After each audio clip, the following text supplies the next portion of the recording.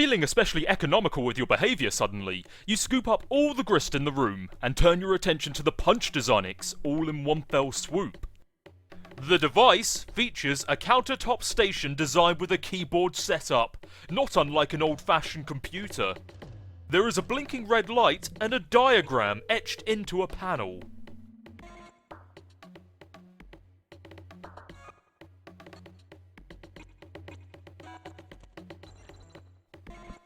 Okay, wait. Hold on. Why am I getting this stupid game for you? You're the one who should be wrist deep in puppet ass. What is the specific problem? The problem is, I'm up to my goddamn neck in fucking puppet dong. You know you like the mannequin dick. Accept it.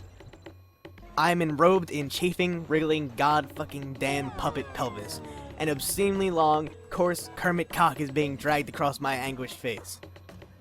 Let's put this into perspective. You put up with the puppet prostate because you love it.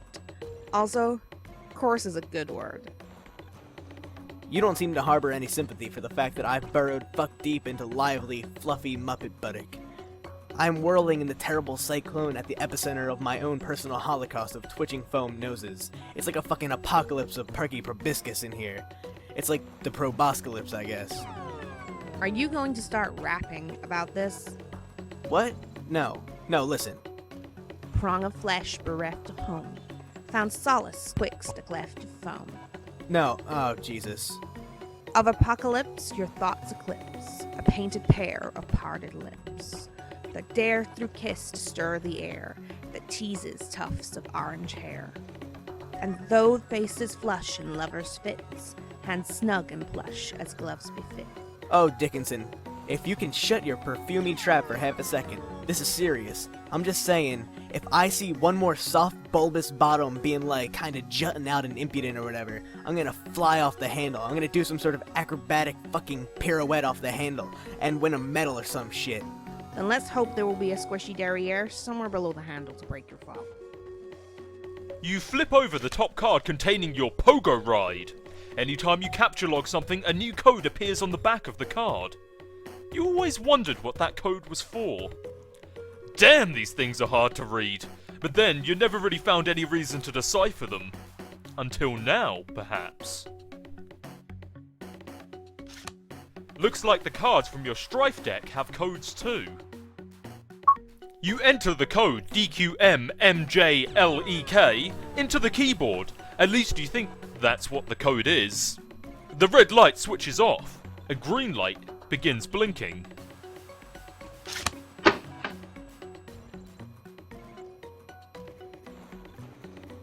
In the interest of due diligence, you enter the other code and repeat the process with that card too. Both cards have now been punched with different hole patterns. John is suggested to attempt to retrieve the pogo ride from the card. Oh, well, that should just be a simple matter of... Uh-oh. It looks like it's trapped now. You don't see how you can access the item anymore. Or store a new item there for that matter.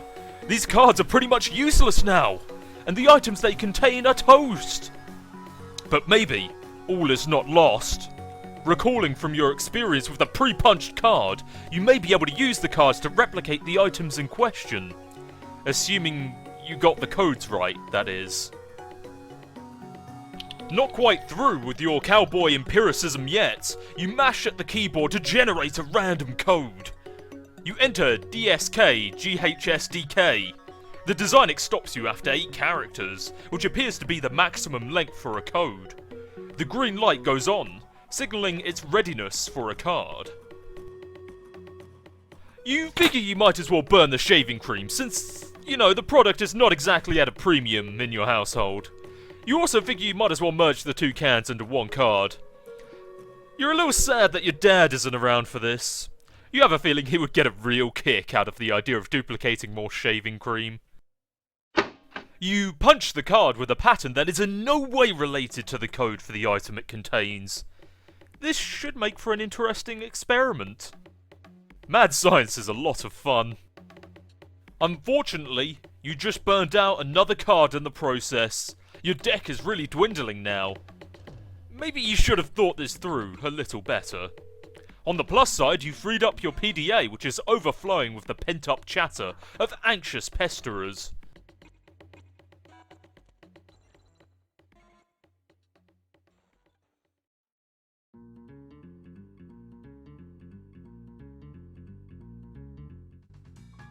Holy shit!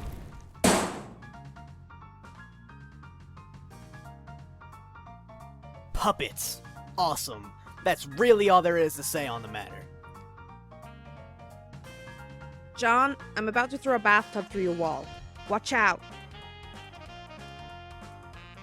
Wow, that was so totally unnecessary. I made a shortcut upstairs. I thought it would be a good idea to get up there and try the cards as soon as possible. Also, you weren't being terribly responsive. You mean the stairs? Man, look at those shitty stairs. They're so narrow, am I supposed to climb those? They're perfectly navigable. I'm saving on grist for now. If you keep slaying foes, collecting grist, and expanding the cash limit, we may not need to be so economical with our resources in the future. So why didn't you just build a way up through that hole in my dad's room? Have you ever been in there? No. Exactly. Huh? I'd rather not get sidetracked. I'm more interested in further exploring the mechanics of the game and watching you discover what sort of outlandish Harlequin decor your father keeps in his room. Oh, come on, what's the big deal? I'll just climb up and go right through. Will you? Yeah, why not? Are you saying you've never wondered what's in there? Or why it's been kept a secret from you? I mean, yeah, Then trust me, you won't be going right on through. wait, are you saying there's something, like, troubling in there? I don't know. What do you mean? What do you see in there? I can't see in there. Oh, But I don't have a very good feeling about it. whatever. I think I can handle a few more stupid clown paintings. Rose decides to move the punched cards up to John's room along with some Crooksite dowels. You swoop up the bountiful supply of grist generated by your co-player's recent exploits. From now on, it will probably go without saying that you'll nab any grist lying around without making a big fuss over it. You check out the busted safe, which has made a noble sacrifice in battle.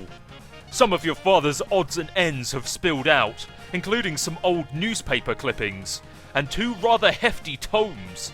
It's a fair bet that these books comprised at least half the weight of the safe. You examine the family tome of humour.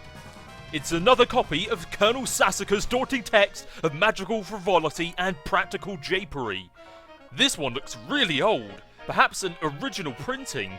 Could it be the same one involved with your grandmother's unfortunate accident on that fateful day? Dad would never speak a word about it, but maybe Nana wouldn't be so tight-lipped. You give it a cursory perusal. It appears to be similar to your reprinting, listing all the japes and chicanery you have come to know and love. You capture log it, thinking you may give it a closer look later. You take a look at the other book. You're sure Dad thought this was a scintillating read, but it looks pretty boring to you. Maybe you'll crack into it someday when you're old enough to shave. Everything in this safe was obviously very important to your father. You wonder why he kept it locked away from you. Some things about him you'll never understand. It seems he has been collecting scraps from the news over the years. These articles go back decades. Son, if you are reading this, it means you are now strong enough to lift this safe. You are now a man. As such, you are entitled to what is inside. I know you will take this responsibility seriously. I am so proud of you. You guess this is the combination to the safe. This is completely useless. You guess these are all zeros. Or are they capital O's? Zeros would probably make more sense for an empty card, you think.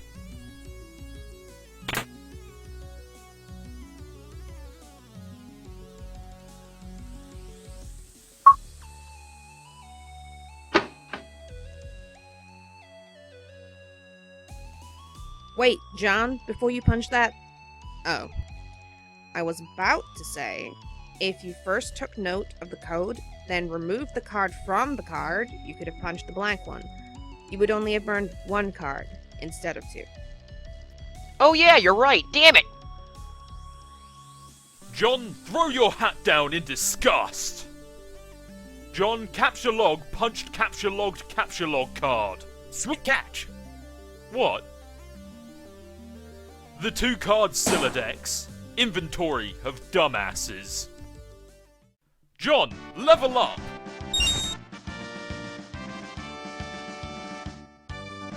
Colonel Sasuke, level up for slaying the imp! The Colonel soars to the new heights on his Echeladder, reaching the new rung. One-man julep vacuum, and pockets 9,550 boon dollars. Chump change for that genteel, aristocratic southern colonel. Bathtub, level up for slaying the imp! The bathtub surges heroically and surpasses the rung, Archimedes' aqua cradle, proceeding directly to the vaunted rung, Taft Jammer. The tub makes off with a cool 490 boon dollars. The tub's basing capacity remains unaffected. Safe, level up for slaying the imp! The safe was slain in battle. A great flaming nautical pyre carries it off to Valhalla. John, make your way up those stairs post-haste. You're not sure. They look pretty precarious to you. But you've been assured that the stairs are perfectly navigable. Lad scramble. Lousy goddamn stupid stairs!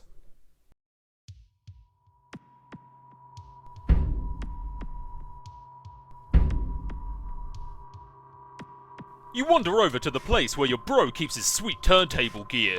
Man, that setup is sweet. You feel pangs of jealousy whenever you walk by it. Really cool jealousy though. Like the kind where instead of getting all worked up about it, you actually don't give a shit. One of your brother's rad and extremely expensive ninja swords is missing though. You know this drill all too well. Troubles are brewing. Dave, perhaps you should take that expensive ninja sword. What sword? You approach the exit. There's something on the door that you haven't seen before. Looks like one of your bro's ironic comics he left for you to check out. What have I done? Animal? Please start breathing. Oh god, please breathe. Haha, okay, make-believe time's over. Oh god, oh god, oh god, oh god, oh god, oh god, oh god, oh god. What will Nanny do to me if she finds out? No one can ever know. I have to hide the body, but where? Think, imagination! Ah, the one time I really need you! Hello, Ralph. I want to play a game. I want to play a game. I want to play a game. I want to play a game.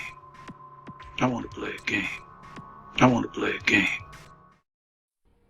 I want to play a game.